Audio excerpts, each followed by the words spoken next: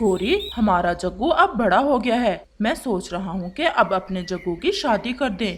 कालू जी, सोच मैं भी यही रही हूँ, परंतु मैं अपने जग्गू का ब्याह किसी अमीर घर की कवि से करूँगी। तुम्हें तो पता है काम काज तो होता नहीं है मेरे जग्गू से। अगर मेरे बेटे के ससुराल वाले अमीर होंगे तो अच्छे बुरे समय में ध्यान तो रखा करेंगे मेरे बेटे का। गोरी, अमीरी और गरीबी सब भगवान के हाथ है। हम कोई सुंदर सी कवि को देकर ब्याह लेते हैं जग्गू को। ऐसा तुम सोचना भी ना, मैं तो अपने जग्गू का ब्याह अमीरों में ही करूँगी। और मैंने तो अपने जग्गू के ससुराल वालों से अपने लिए एक सोने का हार भी लेना है। बातें तो तुम ऐसे कर रही हो जैसे तुम्हारे मैके वाले बहुत अमीर हैं। मैंने भी तो तुमसे ब्याह किया ही था। मुझे अच्छे से याद है वो दिन जब मैं तुम्हें ब्याहने गया था, तो तुम्हारी माँ ने उस दिन भोजन भी मुझसे मांग कर खाया था। तो फिर क्यों मिन्नतें कर रहे थे मेरी माँ की? तुम्हारे जैसे गरीब और चोर उचक्के से मैंने ही शादी कर ली। और कोई कवि होती तो कब का छोड़कर चली गई होती तुम्हें। तुम्हारा मुकाबला मैं नहीं कर सकता। कबूतर बता रहा था कि पास वाले जंगल में एक कौवों का परिवार है। उनकी एक बेटी है और वो शादी करना चाहते हैं अपनी बेटी की। अगर मन माने तो सुबह मिल लेना कबूतर से। देखूंगी, सुबह तो होने दो। जग्गू, मेरे बेटे कहीं शादी के बाद अपनी माँ को भूल न जाना। मैं अपनी माँ का ही कहना मानूंगा। जैसे मेरी माँ मुझे कहेगी मैं वैसा ही करूँगा। कितनी तेज चोंच है मेरे जग्गू की, मेरा चुन्ना मुन्ना सा बेटा। और फिर रात हो जाती है और वो सब सो जाते हैं। कोई पैसा धेला भी है उनके पास या गरीब ही है वो परिवार। गोरी बहन, मैं और चिड़िया गए थे एक दिन दूसरे जंगल। वहाँ नदी पर मिली थी उस कौवे की माँ मुझे। और फिर बातों बातों में उसने अपनी बेटी के रिश्ते के लिए कहा हमें। शादी तो करना है मुझे भी अपने जग्गू की। कबूतर, क्यों ना हम जाकर बात कर रहे हैं उनसे, और मैं देख भी लूंगी अपनी बहू को। हम भोजन लेने जा ही रहे थे। चलो आज उस दिशा में चले जाते हैं और दिखा लाते हैं तुम्हें वो कवि। और फिर गोरी कव्वी चिड़िया और कबूतर के साथ अपनी बहू देखने चली जाती है। धूप तो थी लेकिन इतनी भी तेज ना थी, इसलिए वो उड़ते रहते हैं। वो नदी के ऊपर से उड़ते हैं और फिर वो दूसरे जंगल पहुंच जाते हैं। कव्वी बहन, ये गोरी कव्वी है, ये देखने आई है आपकी बेटी को अपने बेटे के लिए। नमस्ते बहन जी। नमस्ते। जग्गू है मेरे बेटे का नाम। लाखों कौवों में एक है। तेज चोंच है, काला गहरा रंग, मोटी मोटी आंखें हैं मेरे जग्गू की। मेरी बेटी भी बहुत सुंदर है और सबको अपने बच्चे सुंदर ही लगते हैं। चंबेली है नाम मेरी बेटी का। गोरी बहन, आप बताएं आपको चंबेली कैसी लगी? देखने में तो सुंदर है। कोई काम वाम भी सिखा रखा है अपनी बेटी को तुमने? गोरी बहन, मेरी बेटी सब काम कर लेती है, जैसे भोजन की खोज, घोंसला बनाना और बारिश में उड़ना, सब सिखा रखा है मैंने अपनी बेटी को। चंबेली तो अपने रिश्ते की बात सुनकर शर्माए ही जा रही थी। वो एक अच्छी कवि थी और वो बहुत मेहनती भी थी। कवि तो मुझे आ गई है पसंद। दहेज में क्या क्या दोगी अपनी बेटी को? जो दोगी तुम्हारी बेटी के ही काम आएगा। मेरे मैके वालों ने तो मेरे पति को एक नया और सुंदर सा घर बना कर दिया था। ये बात सुनकर कबूतर की हंसी निकल जाती है। गोरी बहन, कालू की बात कर रही हो ना? कबूतर चुप कर जाओ, ऐसा ना हो कि गोरी हमारे ही पीछे पड़ जाए। बहन जी, चंबेली के पापा तो तभी मर गए थे जब चंबेली अंडे से अभी निकली ही थी। मेरे पास दहेज में देने को तो कुछ नहीं है, लेकिन मैंने अपनी बच्ची को पढ़ा लिखा कर एक अच्छी कवि बनाया है। बस यही आभूषण है मेरी बच्ची के पास, और एक ये सोने का हार है। ये दूंगी मैं अपनी बेटी को। ये मुझे मेरी माँ ने दिया था। सोने का है ना? असली सोने का है। बहन, मुझे ये रिश्ता स्वीकार है। अगर मेरे जग्गू को देखना है तो हमारे साथ ही आ जाओ।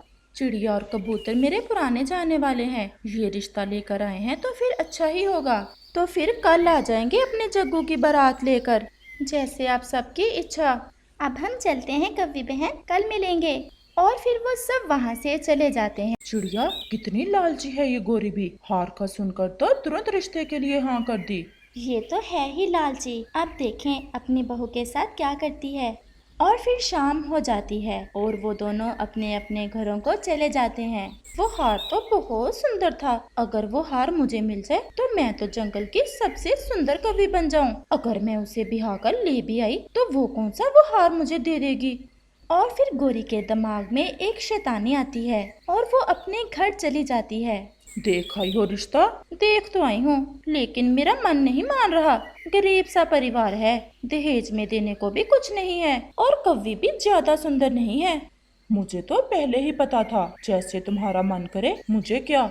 और फिर रात हो जाती है और कालू तो सो जाता है, लेकिन गौरी कवि ने कोई और ही योजना बनाई हुई थी। जग्गू चलो, हमें दूसरे जंगल जाना है। लेकिन मम्मा इस समय चोरी करना है, और तुम्हें मैंने अच्छे से सिखा रखा है कि चोरी रात को ही की जाती है। चोरी? मम्मा फिर तो बहुत मजा आने वाला है। लेकिन मम्मा क्या चोरी करना है?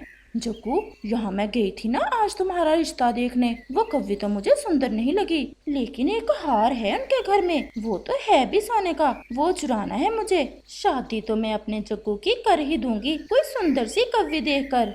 तो फिर चले मम्मा, पापा भी सो गए हैं। और फिर गौरी कवि अपने बेटे जग्गू को साथ लेकर दूसरे जंगल हार चुराने चली जाती है। वो तो ऐसे उड़ रहे थे जैसे उनके पंख बिजली से चल रहे हों। वो नदी से गुजरते हैं, रास्ते में कोई पक्षी उन्हें नहीं मिलता। गौरी कव्वी खिड़की में से देखती है। जग्गू तुम यहीं बैठो, मैं जाती हूँ घर के अंदर, और तुम इधर उधर ध्यान रखना।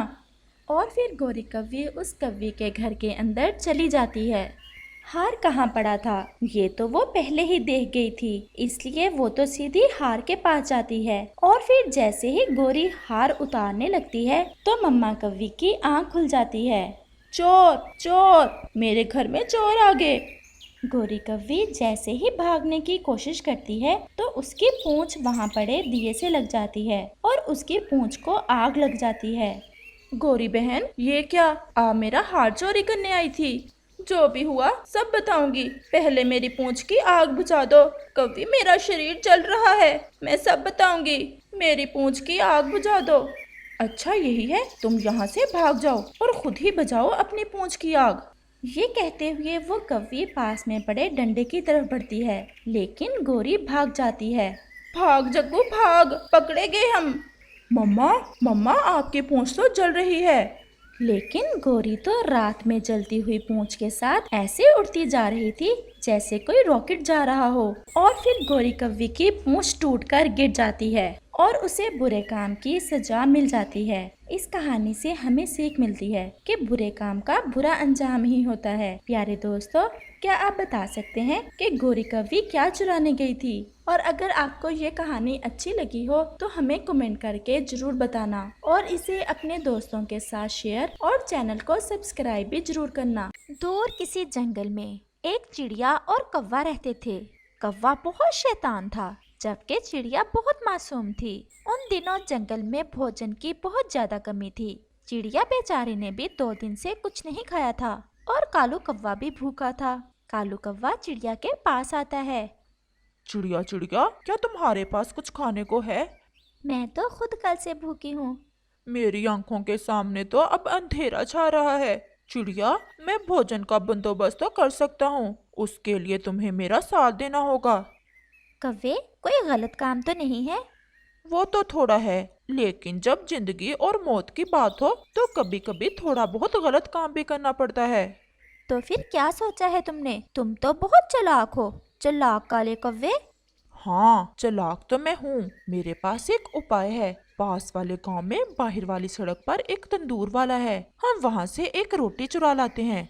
हम दोनों वो आधी आधी खा लेंगे, इससे हम दोनों की भूख मिट जाएगी। लेकिन ये काम हम दोनों को मिलकर करना होगा। तुम पास वाले पेड़ पर बैठोगी और मैं तंदूर वाले के पास जाकर छुप जाऊंगा। जैसे ही वो तंदूर वाला इधर उधर हो, तुम ऊंची आवाज से मुझे आवाज दे देना, मैं रोटी उठा लूंगा। हाँ, वैसे ये तो इतना गलत काम नहीं है, तो फिर चलें? हाँ हाँ चलो। और वो पास वाले गांव की तरफ चल देते हैं। चिड़िया, तुम यहाँ बैठ जाओ, यहाँ से सब नजर आ रहा है, और मैं तंदूर वाले के पास जाकर छुप जाता हूँ। और फिर वो वैसा ही करते हैं, और जैसे ही तंदूर वाला अपना ध्यान इधर उधर करता है, चिड़िया ऊंची आवाज से संकेत देती है और कौवा जल्दी से एक रोटी उठाकर उड़ जाता है। चिड़िया भी उसके पीछे उड़ जाती है। कालू कौवे, चलो अब बैठ भी जाओ कहीं, मुझे बहुत जोर की भूख लगी है। हम थोड़ा दूर जंगल में जाकर खाते हैं। और फिर कौवा एक जगह जाकर बैठ जाता है। ये लो, ये तुम्हारा हिस्सा। शर्म करो कालू कव्वे, मैंने इतनी मुश्किल से बैठकर उस तंदूर वाले का ध्यान रखा, तुम मुझे मेरा पूरा हिस्सा दो। हा हा हा हा हा हा हा। ध्यान रखने से पेड़ पर बैठकर तुम्हारी भूख मिट सकती थी। अगर मैं रोटी उठाकर ना लाता तो बस ये थोड़ी सी मिलेगी, खानी है तो खाओ वरना ये भी मेरी ही कोशिश है। और चिड़िया बेचारी थोड़ी सी रोटी में ही गुजारा करती है। अगले दिन कौवा फिर सुबह सुबह ही चिड़िया के पास जाता है। चिड़िया पे आज क्या ख्याल है? जंगल में तो कुछ मिलने वाला नहीं, क्यों ना आज भी वही काम किया जाए कल वाला। चिड़िया को भी भूख लगी हुई थी, क्योंकि कौवे ने तो चिड़िया बेचारी को थोड़ी सी रोटी दी थी। लेकिन आज खाना बराबर तकसीम होगा। तुम चलो तो सही, ऐसा ही कर लेंगे। और वो फिर से गांव की तरफ चल देते हैं। जल्द ही वो गांव पहुंच जाते हैं और चिड़िया फिर से पेड़ पर बैठ जाती है और कौवा चिड़िया की आवाज सुनकर आसानी से रोटी उठाकर आ जाता है। कौवे लाओ, अब मुझे बराबर का हिस्सा दो। ये मुंह और मसूर की दाल, शक्ल देखी है कभी बराबर का हिस्सा लेने वाली? सारा प्लान मेरा, सारी कोशिश मेरी, और तुम्हें बराबर का हिस्सा दूं? और फिर कौवा चिड़िया को थोड़ी सी रोटी देकर अपनी रोटी झट से खा लेता है और वहाँ से चला जाता है। कालू कौवे, एक बार सुबह होने दो, तुम्हें भी तुम्हारी चालाकी का ऐसा सबक सिखाऊंगी कि सारी जिंदगी याद रखोगे। और चिड़िया बेचारी भी वो थोड़ी सी रोटी खाकर अपने घर चली जाती है। अगले रोज चिड़िया खुद ही कौवे के पास चली जाती है। हाँ कौवे भैया, क्या ख्याल है, चलें? हाँ हाँ, मैं तो आने ही वाला था तुम्हारे पास, अच्छा हुआ तुम ही आ गई। लेकिन तुम्हें पता है ना तुम्हारा हिस्सा कितना होता है? वही मिलेगा, उससे ज्यादा का सोचना भी नहीं।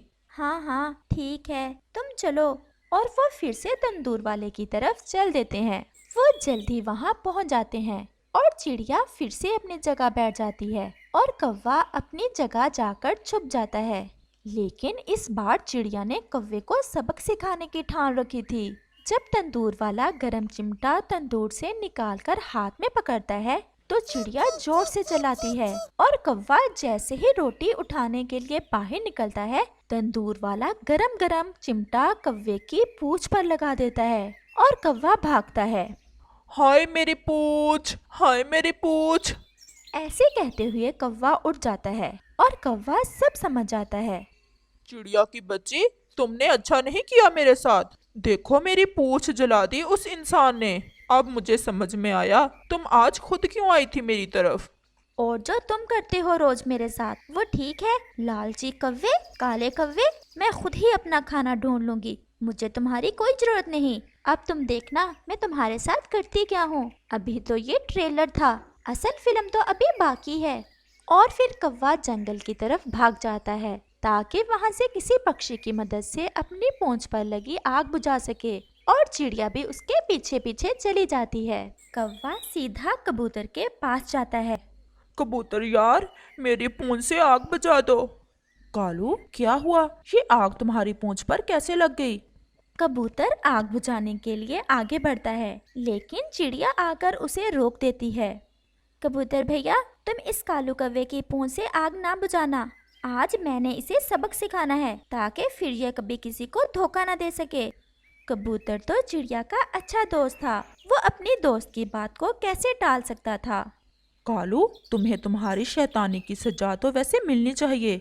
ऐसा कहकर कबूतर वहाँ से चला जाता है और फिर कौवा सीधा बुलबुल की तरफ जाता है और बुलबुल से भी ऐसे ही कहता है और चिड़िया आकर बुलबुल को भी मना कर देती है। बुलबुल भी कौवे की पूंछ से आग बुझाने से इनकार कर देती है और फिर कौवा सीधा तोते की तरफ जाता है और तोता तो कौवे के पहले ही बहुत ज्यादा खिलाफ था, क्योंकि कौवे ने तोते को भी कई बार धोखा दिया था। तोता भी चिड़िया के कहने पर कौवे की कोई मदद नहीं करता। चिड़िया, तुम ही मुझे माफ कर दो, मैं आज के बाद तुम्हें क्या किसी को भी नहीं धोखा दूंगा। हाँ हाँ कौवे, अब तक तुम्हें भी अच्छा सबक मिल गया होगा। और फिर चिड़िया कौवे की पूंछ से आग बुझा देती है। अब जाकर अपनी पूंछ पर मरहम पट्टी लगा लो और इस बात को कभी भूलना ना, और किसी कमजोर को देकर उसे धोखा देने की कोशिश भी ना करना, नहीं तो आग याद है ना? हाँ हाँ चिड़िया, याद है। और ऐसा कहकर कौवा वहाँ से भाग जाता है। चिड़िया और तोता उसे भागता देखकर बहुत हंसते हैं। प्यारे दोस्तों, अगर आपको कहानी अच्छी लगी हो तो हमें कमेंट करके जरूर बताना और इसे अपने दोस्तों के साथ ज्यादा से ज्यादा शेयर और चैनल को सब्सक्राइब भी जरूर करना।